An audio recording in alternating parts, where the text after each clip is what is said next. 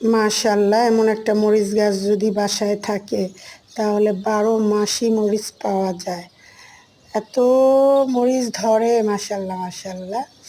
তো সবাই এরকম বাসায় একটা করে পাহাড়ি এটাকে এই মরিচটা রাঙামাটি বা চিটাং ওদিকেই পাওয়া যায়, ঢাকায় পাওয়া যায় না।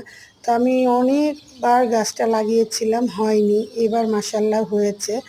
আর অনেক মরিচও ধরেছে, খাওয়া হয়েছে এর মধ্যে, আবার অনেক ধরে পেকে আছে। তো আজকে এটা দিয়ে আমি টমেটো ভর্তা করব, তাই পেরে নিচ্ছিলাম। আর আরও ধরতেছে, মানে শেষ হয় না, অনেক বড় করে গাছটা হয়, অনেক মরিচ ধরে।